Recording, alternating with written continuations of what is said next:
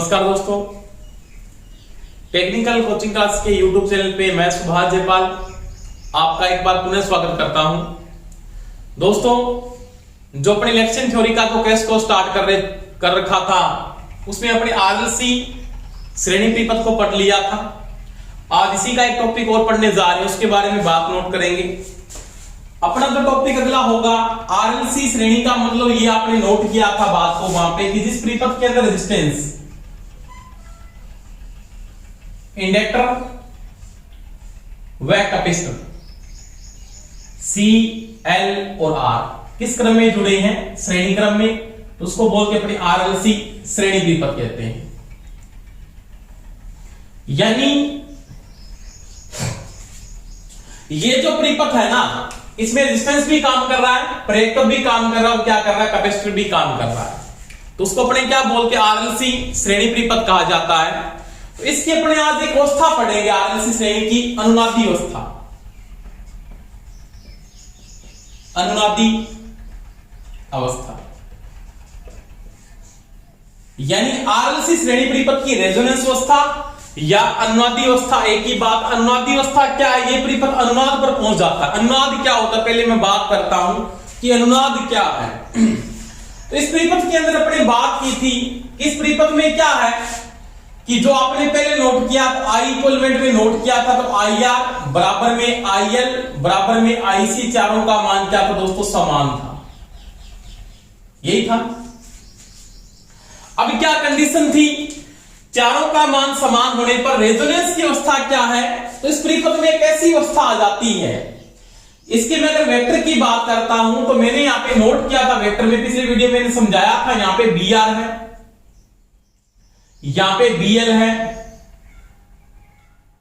क्या है, BL है, और यहां पे आपके पास दोस्तों क्या है, BC है। ये कंडीशन है आपके पास। अब देखो, अब इस कंडीशन में मेरे पास यहां पे धारा फ्लो हो रही है I, क्या फ्लो हो रही है, I फ्लो हो रहा है। इस अवस्था में क्या हो जाता है कि एक ऐसी कंडीशन आ जाती है कि जहां पे मैं इसके वेक्टर को बनाया तो इसका वेक्टर इस प्रकार से बना होता है।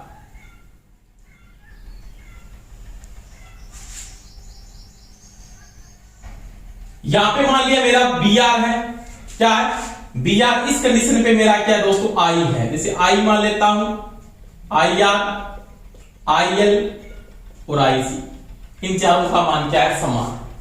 अब क्या है कि जितना ग्राफ आपका कितना ऊपर जा रहा है, जैसे मैं नोट करता हूं इस ग्राफ के अंदर, इस ग्राफ के अंदर यहां पे तो ये वैल्यू आ रही है ना, यहां से लेके यहां तक की वैल्यू, इसके अंदर ये एंगल में तो ये वैल्यू आएगी, वो किसके साथ आएगी, तो मैंने आपको नोट अलग अलग बताया था वहां पे कि यहां पे जाएगा वो कौन जाएगा, आपके पास BL जाएगा या BC जाएगा।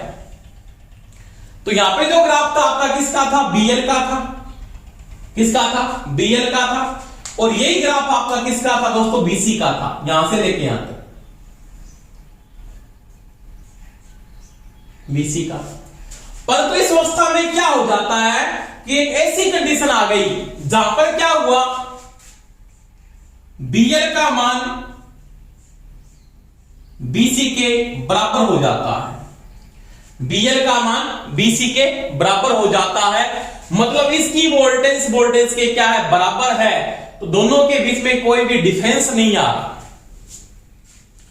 रिएक्टेंस वोल्टेज की जो वैल्यू आ रही है, रिएक्टेंस जो वोल्टेज आपके पास या रिएक्टेंस की वोल्टेज आ रही है, BX का मान मैं अगर नोट करूं कि BX रिएक्टेंस वोल्टेज का मान आपके पास क्या आता है दोस्तों, वो आता है 0। क्या आता है, 0। यानी यहां पे इन दोनों का जो डिफरेंस है ना, BL माइनस चाहे BC करते हो ना आप, तो आपके पास वैल्यू क्या आती है, 0 आती है। कितनी आती है, 0। तो कोई भी फेजर नहीं बन पाता इसका, कोई भी, ना तो इधर फेजर बनेगा ना इधर फेजर बनेगा। BL का मान BC के क्या हो गया, बराबर हो गया। इसका मतलब धारा वोल्टेज क्या होगी, इन फेज की ग्राफ पे मुख्य धारा होगी, इसी ग्राफ पे आपकी क्या होगी, मुख्य वोल्टेज होगी। यानी आप नोट कर रहे थे वहां पे कि जो वेक्टर को मैंने बनाया, तो वहां पे आपने नोट किया था BT बराबर BR का वेक्टर, और प्लस में था BL माइनस में क्या था, BC। इन दोनों का वेक्टर, इन दोनों का डिफरेंस आपके पास अब यहां पे क्या आ रहा है, 0 आ रहा है। इसका मतलब BT बराबर क्या हो गया, BR हो जाता है। BT बराबर BR, यानी BT और बी आर एक एंगल पे चले जाते हैं, यानी बीटी और बी आर का मान बराबर आ जाता है। इसी के ऊपर आपका बीटी आता है। इसका मतलब 2 नंबर कंडीशन में यहां पे नोट कर सकता हूं कि बी आर का मान बीटी के भी बराबर हो जाता है। टोटल वोल्टेज रेजिस्टेंस के मध्य वोल्टेज ड्रॉप के क्या होती है, बराबर होती है। इसका प्रश्न एक बार इस प्रकार से पूछ लिया था, कैसे? आरएलसी श्रेणी परिपथ रेजोनेंस की अवस्था में है, अनुनादी अवस्था में है। उस अवस्था में मैंने यहां पे वोल्टमीटर को लगा दिया। क्या लगा दिया? इस वोल्टमीटर को लगा दिया, इसका पठान क्या होगा दोस्तों? 0 वोल्टेज होगा। क्या होगा? 0 वोल्टेज। तो मैंने बात की बीआर का मान बीसी के बराबर है, बीआर का मान बीटी के बराबर हो जाएगा, बीआर का मान बीटी के बराबर हो जाएगा। इसके बाद में अगर बात को नोट करता हूं तो बीटी बराबर क्या है? आई इंटू जेड है ना? हाँ। बीआर बराबर क्या है? आई इंटू आर है। दोनों में आई का मान बराबर है। इसका मतलब क्या हो जाएगा दोस्तों? एक कंडीशन और आ जाएगी आपके पास, क्या हो जाएगा? जेड बराबर आर भी हो जाएगा। जेड बराबर आर, यानी जेड इक्वलमेंट में क्या हो जाएगा? आर।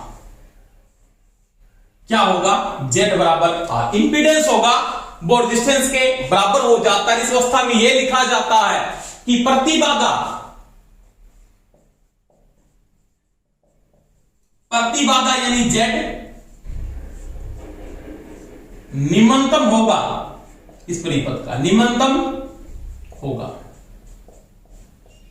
ये चीज का ध्यान रखना। इंपीडेंस क्या हो जाएगा? निम्नतम। अब देखो जेड बराबर आ रहे थे, एक बात मैंने यहां पे नोट ये भी की है कि बीएल का मान किसके बराबर है? बीसी के बराबर है, यानी बीएल का मान बीसी के बराबर है। बीएल का मान बीसी के बराबर है, यानी प्रेरकत्व की वोल्टेज संधारित्र की वोल्टेज के बराबर है। इसका मतलब इसकी जगह लिख सकता हूं आई इंटू एक्सएल, और इसकी जगह दोस्तों लिख सकता हूं आई इंटू एक्ससी।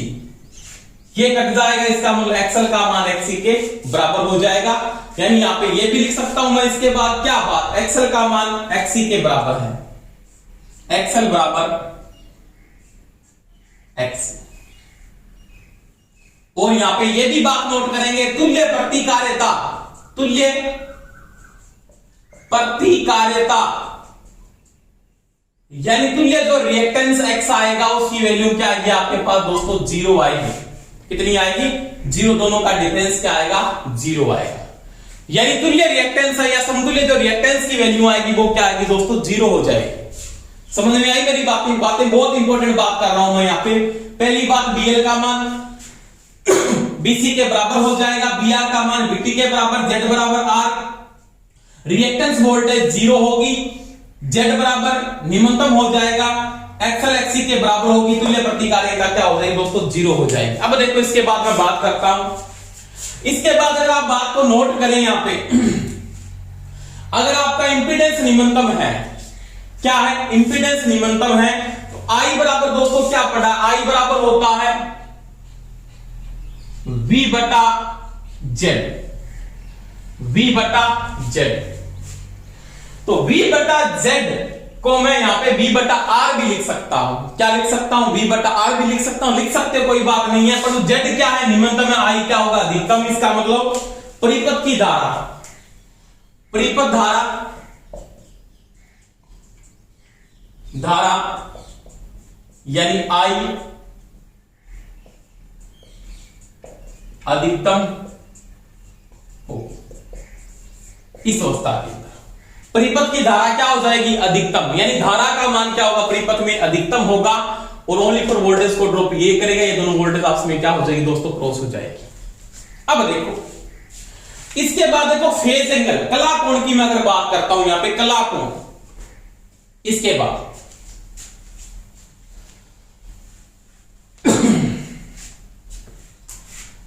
इस परिपथ का कला कोण,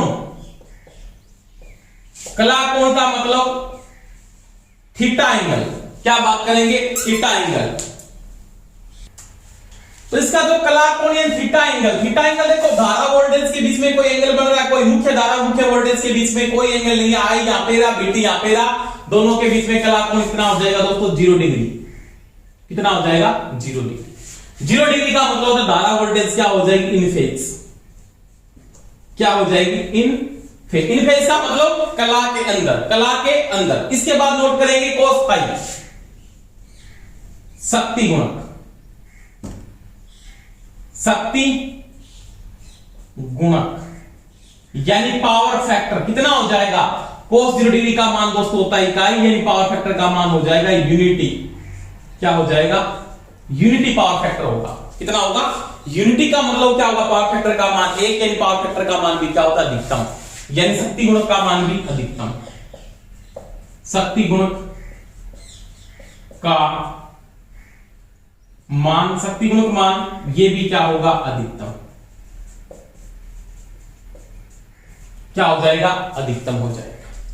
तो ये दोस्तों रेजोनेंस की कंडीशन है कि जब आरएलसी सीरीज परिपथ रेजोनेंस अवस्था में पहुंच जाता है तो क्या होगा, पहली बात तो बीएल का मान बीसी के बराबर, दोनों का वेक्टर बराबर आता है, दोनों के बीच में कोई एंगल नहीं बढ़ पाता क्योंकि न तो वैल्यू इसकी आ रही न वैल्यू, दोनों की वैल्यू आपस में क्रॉस होने के कारण रिएक्टेंस वोल्टेज का मान 0 आता है।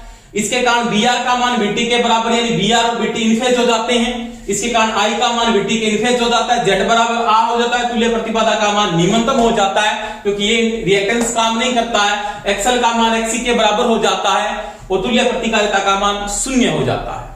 उसके बाद धारा का मान अधिकतम हो जाता है और कला कोण कितना हो जाएगा, 0 डिग्री। शक्ति गुणक का मान इकाई और परिपथ का पावर फैक्टर क्या माना जाता है, उसमें अधिकतम, अधिकतम का मान मतलब 1 होता है। और परिपथ शुद्ध प्रतिरोधी हो जाता है, शुद्ध प्रतिरोधी हो जाता है। ये चीज का ध्यान रखिएगा दोस्तों। रेजोनेंस अवस्था में परिपथ किस परिपथ की भांति काम करता है, ये प्रश्न पूछ लिया था एक बार, क्योंकि प्योर दृष्टि परिपथ का पावर फैक्टर 1 होता है और ये भी क्या होता है उसमें प्योर दृष्टि परिपथ की भांति क्या करता है, काम करते हैं। रिएक्टेंस दोनों के दोनों काम नहीं करते। समझ में आ रही है क्या मेरी बात। तो ये चीज का ध्यान रखना आप कि शुद्ध प्रतिरोधी परिपथ की भांति ये क्या करता है, उसमें काम करता है। तो ये दोस्तों में रेजोनेंस का वेक्टर बनाया। रेजोनेंस में कोई एंगल नहीं बढ़ेगा, एंगल में धारा वोल्टेज क्या चलेगी, लाइन के ऊपर चलेगी, रैखिक चलती है। इसका मतलब कला कोण 0 डिग्री और शक्ति गुणक का मान 1 होगा। इसके बाद अगर मैं नोट करूं अनुनाद की फ्रीक्वेंसी क्या थी या अनुनाद की फ्रीक्वेंसी किसके बराबर होती है, तो वो बातें नोट करेंगे। उससे पहले मैं एक बात बता देता हूं यहां पे ये नोट कर लेना साथ साथ में इसके बाद है।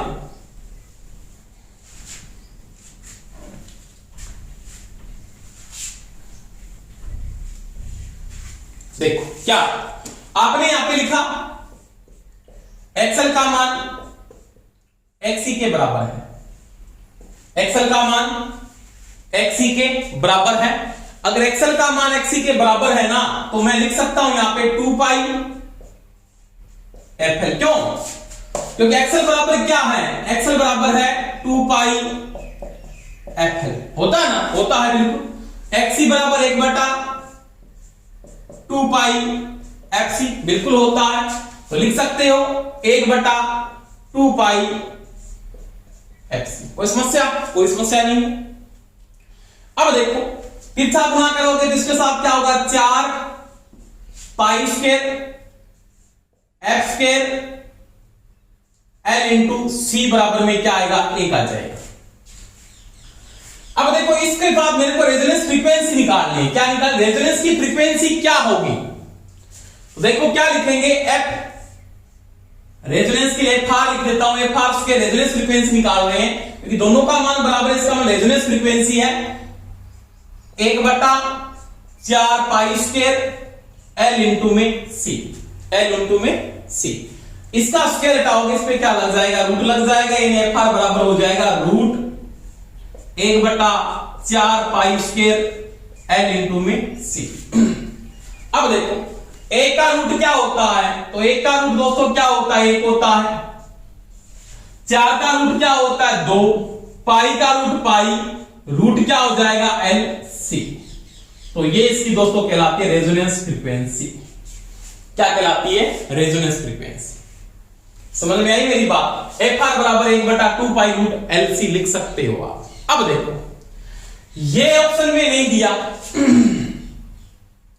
तो इसमें एक चीज और आती है, रेजोनेंस की कोणीय आवृत्ति।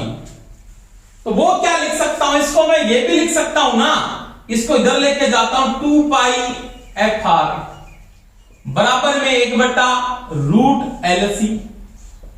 समझ में आई मेरी बात। ओमेगा किसके बराबर है, ओमेगा है 1/2 पाई, सॉरी ओमेगा किसके बराबर है, 2 पाई एफ के बराबर है। अगर यहां पे रेजोनेंस है, इसका मतलब यहां पे क्या लिख देंगे, रेजोनेंस, यहां पे भी रेजोनेंस, इसका मतलब यहां पे मैं लिख सकता हूं ओमेगा रेजोनेंस बराबर होता है 1/√LC। ये चीज का भी ध्यान रख लेना, मोस्ट इंपोर्टेंट बात है। रेजोनेंस आवृत्ति में एंगुलर फ्रीक्वेंसी किसके बराबर होती है, कोणीय आवृत्ति। तो ये एंगुलर फ्रीक्वेंसी यानी ओमेगा से लिखी जाती है 1/√LC के बराबर होती है। तो ये एंगुलर फ्रीक्वेंसी के बराबर होता है जो रेडियन प्रति सेकंड में आती है। तो ये रेजोनेंस फ्रीक्वेंसी है, ये रेजोनेंस की, सॉरी ये रेजोनेंस की एंगुलर फ्रीक्वेंसी है और ये रेजोनेंस की फ्रीक्वेंसी है। ये चीज का ध्यान रखना, ये तो आएगी हर्ट्ज में और ये आएगी रेडियन प्रति सेकंड में। ये चीज का थोड़ा ध्यान रख लेना। समझ में आई होगी दोस्तों मेरी बात। दोबारा मैं रिपीट कर रहा हूं, इस परिपथ में एक्सल का मान XC के बराबर तो रेजोनेंस की अवस्था है। इसको हल करने के बाद ये कंडीशन आती है, ये आपकी रेजोनेंस फ्रीक्वेंसी है और ये रेजोनेंस की कोणीय आवृत्ति है। ओमेगा आर का मान रेजोनेंस की कोणीय आवृत्ति 1/√LC के बराबर होती है। अब देखो इस चीज में एक चीज मैं ये भी लिख सकता था ना, यहां पे एक्सल बराबर XC, एक्सल बराबर क्या होता है, एक्सल बराबर ओमेगा एल होता है ना, एक्सल बराबर ओमेगा एल। तो यहां पे क्या होता है 1/ओमेगा C होता है, यानी ओमेगा एल रेजोनेंस की अवस्था में 1/ओमेगा C के बराबर होता है। समझ में आ गई बात। और दोनों का जो गुणनफल है, अगर वो कोई ये पूछ लेता है ओमेगा एल और ओमेगा C का जो गुणनफल अगर एक आता है, क्या आता है, एक आता है, तो उसमें कौन सी कंडीशन होती है, तो अनुनादी अवस्था होती है। कौन सी अवस्था होती है, अनुनादी। कहां पापे रट हो गया, पूरा समझना पड़ेगा कॉन्सेप्ट को, रट्टा नहीं मार सकते आप। रट्टा मार रखा है एक्सल का मान XC के बराबर है तो रेजोनेंस है, इतना रेजोनेंस नहीं है, बहुत ज्यादा रेजोनेंस है। बहुत सी बातें देखनी पड़ेगी आपको। ये दे सकता है वो कि अगर ये कंडीशन है में एक बार वैल्यू 1 आती है तो परिपथ की कौन सी अवस्था है, रेजोनेंस की अवस्था, बिल्कुल है। समझ में आ रही है मेरी बात, क्योंकि आपने ये चीज को लिख सकते हो ना, आपने लिखा है इसको, ये कंडीशन आपने पढ़ी है ना, क्योंकि आपने इस चीज को पढ़ा आपने। एक्सल बराबर 2 पाई एफ एल, इसका मतलब ओमेगा एल, XC बराबर 1/2 पाई FC, इसका मतलब 1/ओमेगा C। ये पढ़ा आपने, बिल्कुल पढ़ा। और इसको हल करके मैंने इस वैल्यू को लिख दिया, इसका मतलब ये कंडीशन भी बिल्कुल क्या दोस्तों राइट है। तो ये रेजोनेंस की बातें, नॉर्मल बातें पढ़ना पड़ेगा, बिल्कुल सिंपल है, बिल्कुल सिंपल, कोई समस्या नहीं होगी, कोई समस्या नहीं होगी भाई। तो ये कंडीशन मैंने बताई, तो ये आपकी रेजोनेंस अवस्था में होता है। रेजोनेंस अवस्था में कई बातें पढ़ी। परिपथ, शुद्ध प्रतिरोधी परिपथ की बातें क्या करता है दोस्तों, समय काम करता है और इन दोनों के मध्य वोल्टेज पतन भी क्या होती है दोस्तों, 0 होती है। कोई वोल्टेज ड्रॉप यहां पे नहीं होती, इन दोनों का मान क्या होती है, बराबर। यानी यहां पे वोल्टमीटर लगता है, रीडिंग क्या आती है, 0 आती है। समझ में आई मेरी बात। इसके बाद देखो, ये रेजोनेंस कंडीशन के बाद अगर मैं नोट करता हूं बात को कि ये रेजोनेंस अवस्था आ गई, रेजोनेंस अवस्था के बाद आपको कोई ये पूछ लेता है कि रेजोनेंस अवस्था के बाद कुछ मानों में फ्रीक्वेंसी में बदलाव हो जाता है, फ्रीक्वेंसी में चेंजिंग हो जाती है, तो परिपथ पे या सर्किट पे क्या प्रभाव पड़ता है उसके बारे में बातें करेंगे। ये बातें आप पूरी की पूरी कॉन्सेप्ट में नोट कर लेना। इसके बाद टॉपिक देखो वो पढ़ते हैं, वो देखो थोड़ा सा। अब ये परिपथ क्या है, रेजिस्टिव है, क्या है, रेजिस्टिव परिपथ है। इसके बाद क्या होता है वो देखो आराम से।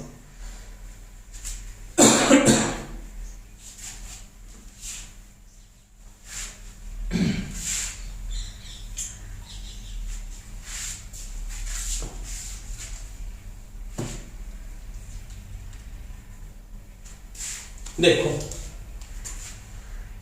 आरएलसी सीरीज की बात कर रहा हूं दोस्तों, ध्यान रखना। समांतर इसके बाद पढ़ेंगे, रेजोनेंस समांतर का भी आता है, उसके बारे में पढ़ेंगे। आरएलसी श्रेणी परिपथ की अनुनादी अवस्था पर अगर आवर्ती को बदला जाए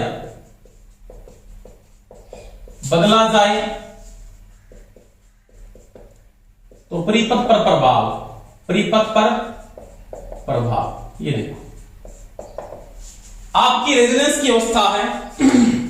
रेजोनेंस की अवस्था के बाद आप फ्रीक्वेंसी में चेंजिंग कर देते हो, उसके बाद परिपथ पे क्या प्रभाव पड़ता है उसके बाद में नोट करते हैं बात। देखो सबसे पहले इसमें 1 नंबर बात करेंगे अपने 1 नंबर कॉन्सेप्ट के अंदर, किसके बारे में? तुल्य प्रतिकारिता पे प्रभाव। तुल्य प्रतिकारिता पर प्रभाव। अगर ये रेजोनेंस की अवस्था में, अभी मैंने बताया, पहले सबसे पहले आप एक चीज को नोट करेंगे, अगर ये रेजोनेंस अवस्था में था परिपथ तो क्या था? तुल्य प्रतिकारिता XT, इसका मान कितना आता है? XL माइनस में XC, और इसकी वैल्यू क्या आती है? 0 आती है। क्या आती है? 0 आती है।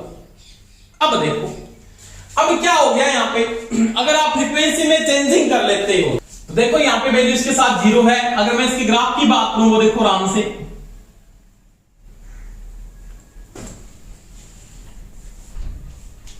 यहां पे फ्रीक्वेंसी का ग्राफ है, यहां पे तुल्य प्रतिकारिता है, यहां पे लिख सकता हूं तुल्य प्रतिकारिता।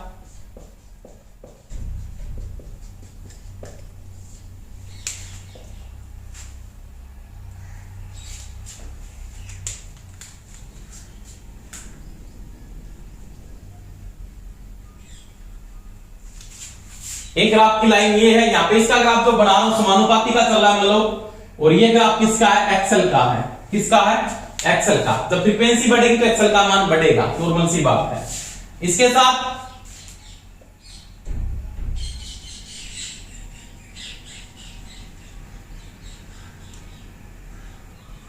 ये जो ग्राफ है, ये जो ग्राफ है ये है एक्सी का। किसका है? एक्सी का। अब देखो दोनों के मध्य, इस कंडीशन के ऊपर दोनों का मान क्या आता है? बराबर आता है। यहां पे इस कंडीशन के ऊपर दोनों की वैल्यू, यहां से लेके इसकी वैल्यू दोनों की वैल्यू बराबर आती है, यानी यहां पे रेजोनेंस की अवस्था है। यहां पे है आपका FR। क्या है? FR। अब देखो, अगर मैं नोट करूं दोनों के अंदर इस कंडीशन पे, यहां पे तो क्या होगा? इस कंडीशन पे क्या है? एक्सल का मान XC के बराबर है। एक्सल का मान XC के बराबर है, और तुल्य प्रतिकारिता, यहां पे तो तुल्य प्रतिकारिता जो ये आ रही है ना, ये वाली वैल्यू, इसका डिफरेंस ये कितना आ रहा है? 0 आ रहा है। यहां पे इसका मान यहां पे क्या है? 0 है, तुल्य प्रतिकारिता। अब देखो इन दोनों का डिफरेंस यहां पे 0 होने के कारण तुल्य प्रतिकारिता की वैल्यू कितनी आ रही है? 0 आ रही है, क्योंकि यहां पे एक्सल का मान XC के क्या बराबर है। अब देखो इधर फ्रीक्वेंसी क्या? रेजोनेंस से हाई है, और इधर क्या है दोस्तों? फ्रीक्वेंसी क्या है? लो है। हाई का मतलब रेजोनेंस से ज्यादा कर रहे हो, इधर क्या कर रहे हो? कम कर रहे हो। अब देखो यहां पे अगर आप नोट करोगे, आराम से देखना, एक्सल के बराबर होता है 2πfl, होता कि नहीं होता? XC बराबर 1/2πfc, यही होता है ना। जब आपने फ्रीक्वेंसी को बढ़ा दिया, क्या कर दिया? बढ़ा दिया। जैसी फ्रीक्वेंसी बढ़ी तो आपके पास एक्सल का मान क्या हुआ? बढ़ के यहां पे आ गया। बढ़ा ना, एक्सल का मान बढ़ा। XC यहां पे था, XC यहां पे था ना पहले, अब ये क्या हो गया? जैसी फ्रीक्वेंसी बढ़ी, फ्रीक्वेंसी का विलोमानुपाती XC, तो XC का मान क्या हो गया? कम हो गया, यानी XC का मान यहां पे गिर गया, इस बिंदु पे आ गया। इसका मतलब दोनों का डिफरेंस ऐसे क्या हो रहा है? बढ़ना शुरू हो रहा है। ये डिफरेंस बढ़ रहा है, ये डिफरेंस का ग्राफ बढ़ता जा रहा है। इसका मतलब इधर अगर मैं जाता हूं, इधर क्या होता है? एक्सल ग्रेटर देन हो जाता है किससे? XC से। ये कंडीशन आ जाती है दोस्तों। आती है नहीं आती? आती है। यानी रेजोनेंस से अगर ज्यादा फ्रीक्वेंसी करते हो, अनादि फ्रीक्वेंसी, ज्यादा फ्रीक्वेंसी अगर बढ़ा देते हो, तो एक्सल ग्रेटर देन हो जाता है किससे? XC से। समझ में आ गई मेरी बात? अगर ये कंडीशन हो जाती है तो परिपथ कौन सा हो जाता है? इंडक्टिव। कौन सा हो जाता है? इंडक्टिव। प्रेरकीय परिपथ हो जाता है। परिपथ कौन सा हो जाता है इधर? प्रेरकीय। प्रेरकीय परिपथ, यानी इंडक्टिव परिपथ हो जाएगा इधर। तो ये कौन सा हो जाएगा? इंडक्टिव परिपथ हो जाएगा, यानी एक्सल ज्यादा हो जाएगा, XC का मान कम हो जाएगा। आपने रेजोनेंस फ्रीक्वेंसी से अगर फ्रीक्वेंसी को क्या किया दोस्तों, कम कर दिया, क्या कर दिया, कम। देखो फ्रीक्वेंसी को कम किया ना तो ये तो बढ़ गया, बिल्कुल बढ़ गया। ये पहले तो यहां पे था, बढ़ के मान इसका आ गया यहां पे, बढ़ गया। इसका मान क्या हो गया, कम। ये यहां से यहां पे इसका मान हो गया कम, इसका मतलब ये भी फिर भी डिफरेंस आया। परंतु हुआ क्या, इधर भी डिफरेंस बढ़ता जा रहा है। इसका मतलब इधर क्या हो रहा है, इधर तो इस कंडीशन में क्या हो रहा है, XL less than XC, XC बड़ा हो जाता है और XL का मान कम हो जाता है। अब ये कंडीशन आ जाती है तो प्रीपथ कौन सा आ जाता है, कैपेसिटिव, यानी प्रीपथ हो जाता है संधारित्र। ये कैपेसिटिव प्रीपथ यानी संधारित्र प्रीपथ, यानी इसको बोलेंगे कैपेसिटिव प्रीपथ हो जाता है। क्या हो जाता है, कैपेसिटिव प्रीपथ। तो ये संधारित्र प्रीपथ हो जाता है और ये हो जाता है इंडक्टिव। अब देखो यहां पे क्या बोलेंगे कि अगर रेजोनेंस अवस्था के बाद फ्रीक्वेंसी को बढ़ाया जाए या कम किया जाए, रिएक्टेंस प्राप्त होगा तो ये रिएक्टेंस का मान आएगा ही आएगा, आएगा ना। इधर तो क्या आएगा, इधर तो आप क्या लिख दोगे, इधर साइड में XC माइनस क्या आएगा, XL आ जाएगा। ये छोटा ये बड़ा है, इधर क्या आ जाएगा, XL माइनस में क्या आ जाएगा, XC आ जाएगा। तो ध्यान रखना दोस्तों, रेजोनेंस अवस्था के बाद अगर आवृत्ति को बढ़ा दिया जाए, क्या कर दिया जाए, आवृत्ति को बढ़ा दिया जाए, आवृत्ति कम या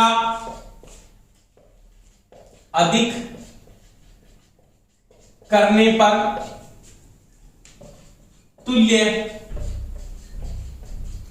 प्रतिकारिता में वृद्धि होगी, यानी रिएक्टेंस बढ़ेगा ही बढ़ेगा। ये चीज का ध्यान रख लेना, क्या होगा, रिएक्टेंस बढ़ेगा। समझ में आई दोस्तों मेरी बात।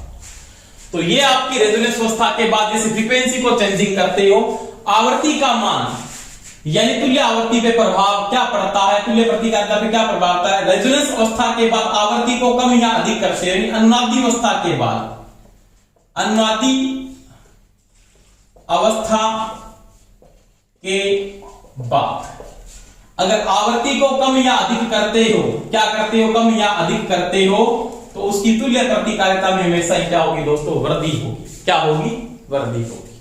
तो ये इसका कॉन्सेप्ट है, कोई समस्या नहीं है। अगर आपको यहां पे ये पूछ लेता है कि फ्रीक्वेंसी ज्यादा कर देने से क्या होगा, तो ये कंडीशन हो जाएगी, कम करने से क्या होगा, ये कंडीशन हो जाएगी, ज्यादा करने से प्रेरकीय प्रीपथ बन जाएगा और कम करने से संधारित्र प्रीपथ बन जाएगा। या इधर तो वो कैपेसिटिव और इधर इंडक्टिव। ये चीज का ध्यान। तो ये थी पहली कंडीशन कि प्रतिकारिता पे क्या प्रभाव पड़ता है, वो दोस्तों बढ़ती है। अब देखो 2 नंबर में कंडीशन की बात करता हूं कि इसके पावर फैक्टर पे क्या प्रभाव पड़ता है, कि पावर फैक्टर लेगिंग आता है या इसका क्या आता है दोस्तों, लीडिंग आता है। उसके बारे में बात करेंगे, शक्ति गुणक के बारे में। वो देखो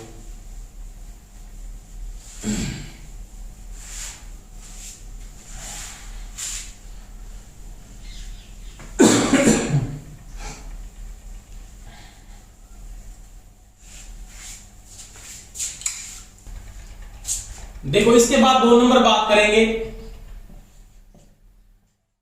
शक्ति गुणक पर प्रभाव,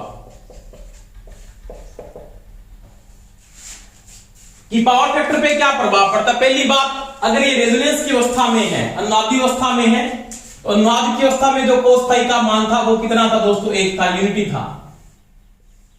इससे पावर फैक्टर कम होगा, ज्यादा तो हो नहीं सकता। पहली बात तो ये। अब देखो रेजोनेंस की अवस्था में है,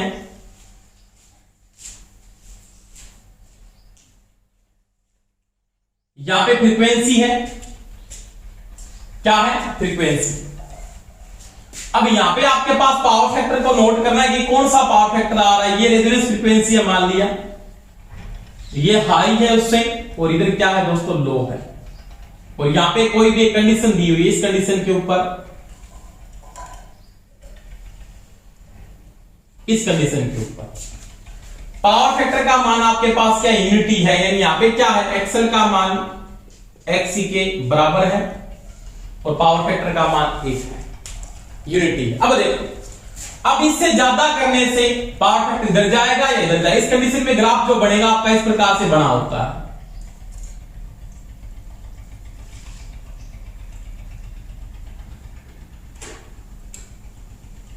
इस प्रकार से। ये तो इधर तो क्या आपका एक्सल और इधर क्या है एक्सी। अब क्या कंडीशन हुई आपके पास, ये कंडीशन नोट की मैंने कि फ्रीक्वेंसी आपने जैसे ही बढ़ाई, फ्रीक्वेंसी आपने यहां पे हाई की है, इसका मतलब एक्सल बराबर क्या है 2 पाई एफएल है, और एक्सी बराबर क्या है 1/2 पाई एफसी है। समझ में आ गई मेरी बात। अगर आपकी फ्रीक्वेंसी बढ़ती है, जैसी फ्रीक्वेंसी बढ़ी, क्या बढ़ी, फ्रीक्वेंसी बढ़ी ना, तो एक्सल का मान तो क्या हुआ बढ़ा, एक्सी का मान क्या हुआ कम हुआ। तो इसका मतलब क्या हो गया, जब फ्रीक्वेंसी हाई होने से क्या हुआ, एक्सल ग्रेटर देन एक्सी, तो पावर फैक्टर कौन सा आ जाएगा, पश्चगामी।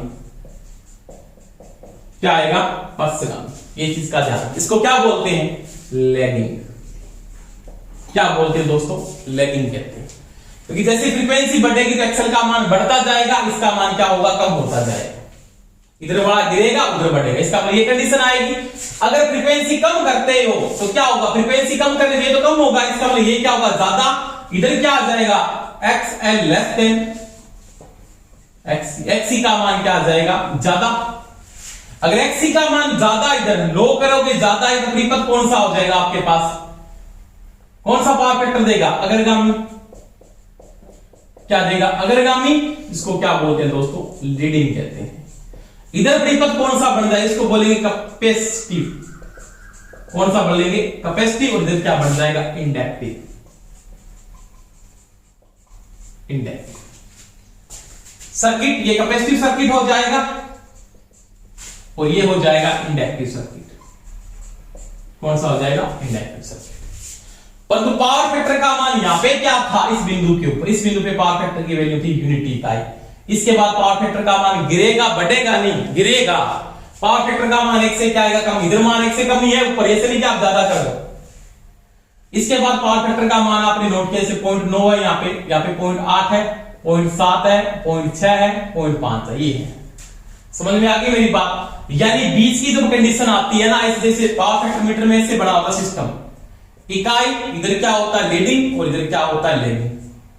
इधर जाएगा लीडिंग में, इधर जाएगा तो लैगिंग में। तो वही बात है, यहाँ पे इधर गया ग्राफ तो ये आएगा पश्चगामी में, और इधर आएगा तो अग्रगामी।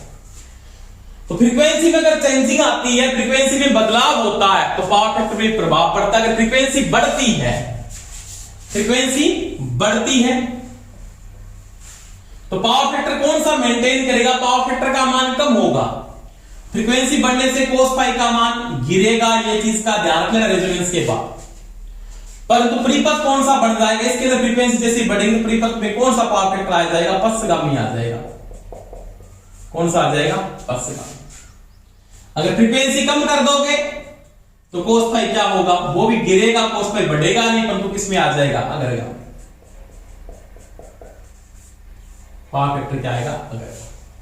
तो ये दोस्तों शक्ति गुणक पे प्रभाव पड़ता है। अगर फ्रीक्वेंसी में बदलाव होता है रेजोनेंस अवस्था के बाद, तो ये कंडीशन आ जाती है। तो ये कंडीशन नोट कर लेना आप, इस कंडीशन के अंदर भी ये कंडीशन आ सकती है। अब देखो 3 नंबर कंडीशन में बात करता हूं, परिपथ की धारा पे प्रभाव। वो देखो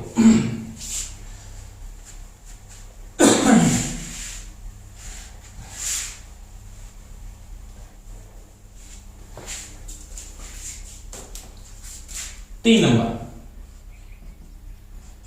परिपथ की धारा पर प्रभाव, इस पे क्या इफेक्ट पड़ता है वो देखो आराम से। अब देखो पहले क्या था, अगर रेजोनेंस अवस्था थी तो धारा क्या थी, अनुनाद में धारा क्या थी, अनुनाद धारा क्या थी, अधिकतम थी ना। क्या थी, अधिकतम थी, क्योंकि इंपेडेंस क्या था, निम्नतम था। इंपेडेंस क्या था, निम्नतम था। अब देखो, अब आपने क्या कर दी, रेजोनेंस अवस्था के बाद वही कंडीशन बनानी है सेम टू सेम। ये फ्रीक्वेंसी है जी, और ये आपके पास धारा यानी परिपथ का आई है, ये आई है। अब देखो, आपने फ्रीक्वेंसी में धारा का मान यहां पे आपका पहले क्या था, मैक्सिमम था दोस्तों, मैक्सिमम करंट था। इस बिंदु के ऊपर ग्राफ था, यहां पे था ना, आई मैक्सिमम था और रेजोनेंस की अवस्था थी यहां पे इस बिंदु पर। ये था आपका। अब आपने इसे हाई कर दिया या तो फ्रीक्वेंसी को, या आपने दोस्तों क्या कर दिया, लो कर दिया। क्या कर दिया, लो। अब देखो फ्रीक्वेंसी चाहे कम हो जाए, क्या हो जाए, ज्यादा हो जाए, आपकी क्या होगी, धारा का मान गिरेगा, धारा का मान गिरेगा। ये चीज का ध्यान रख लेना ऐसे, ये ग्राफ है। चाहे फ्रीक्वेंसी बढ़ जाए और चाहे क्या हो जाए, कम हो जाए, क्योंकि जैसे फ्रीक्वेंसी का मान हाई होगा ना, फ्रीक्वेंसी का मान हाई होगा तो जेड बढ़ेगा, इधर भी जेड बढ़ेगा। इधर क्या हो जाएगा, इधर तो फिर ये हो जाएगा, होगा कि नहीं होगा, हो जाएगा बिल्कुल। और इधर क्या हो जाएगा, ये हो जाएगा। मैंने बातें बताई इसके बारे में। अगर इन दोनों का डिफरेंस आना शुरू हो जाता है तो जेड बराबर क्या होता है, आर स्क्वायर प्लस में एक्सएल माइनस एक्ससी का होल स्क्वायर का रूट, यही होता है ना, होता है बिल्कुल। तो क्या हुआ, इन दोनों में पहले डिफरेंस, इन दोनों का डिफरेंस क्या था, 0 था, तो आपका जेड बराबर आ था, जेड न्यूनतम था ना, यहां पे आपके पास क्या था, जेड पहले बराबर था, जेड बराबर आर था पहले, जेड बराबर क्या था पहले, आर था। कब अवस्था में, अनुनाद की अवस्था में, धारा क्या थी, अधिकतम थी, जेड न्यूनतम था। अब क्या इन दोनों में डिफरेंस आया, आई बराबर क्या होता है दोस्तों, वी बटा में जेड होता है। और जब जेड का मान बढ़ेगा ना, अगर आपको यहां पे ये पूछ लेता है कि रेजोनेंस अवस्था के बाद अगर आवर्ती को कम या अधिक कर दिया जाए तो जेड बढ़ेगा, और जेड बढ़ेगा तो आई क्या हो जाएगा, कम होगा। क्या होगा, कम होगा। तो फ्रीक्वेंसी चाहे हाई कर दो और चाहे लो कर दो, आपका क्या होगा, ये आई के मान में क्या आएगी, कमी आएगी, आई आपका गिरेगा ही गिरेगा। यानी अनुनाद अवस्था के बाद, अनुनाद अवस्था के बाद अगर आवर्ती में बदलाव करें तो प्रतिबाधा बढ़ेगी, परिपथ की धारा घटेगी। चाहे फ्रीक्वेंसी कम करें और चाहे क्या करें, अधिक कर दें, आपकी धारा में क्या आएगी, कमी आएगी। यानी इधर भी आई क्या होगा, कम, इधर भी आई क्या होगा, कम। तो ये धारा का कॉन्टेक्ट था। फ्रीक्वेंसी चेंज होने पे धारा पे क्या प्रभाव पड़ रहा है, तो ये धारा का प्रभाव था। अब देखो एक कंडीशन और बची है, वो देखो लास्ट।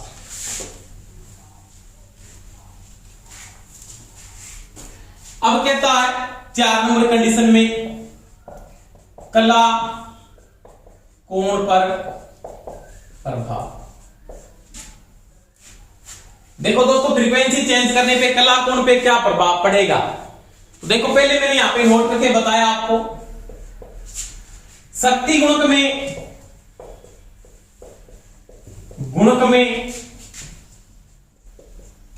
कमी होगी,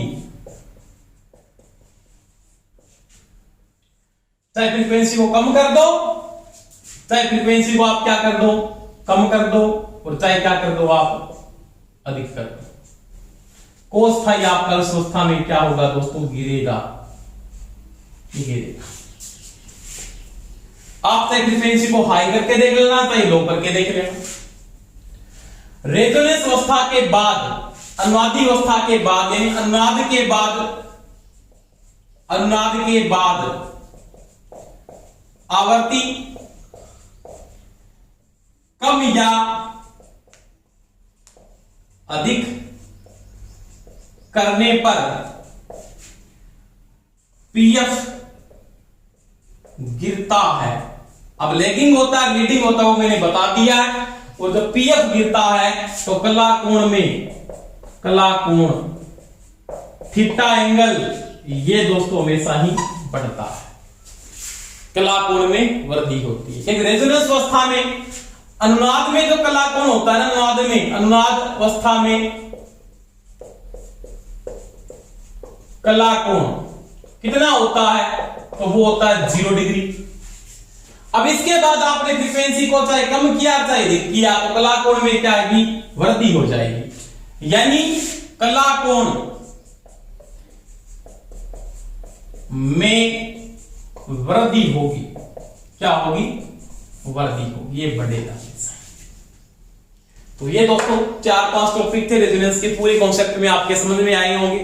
आप पूरा डीपली पढ़ सकते हो, कैसे बने सूत्र सारे के सारे मैंने समझा दिए आपको। तो पूरा कॉन्सेप्ट आपको लगातार पढ़ना है, कोई समस्या है तो मेरे को बता देना।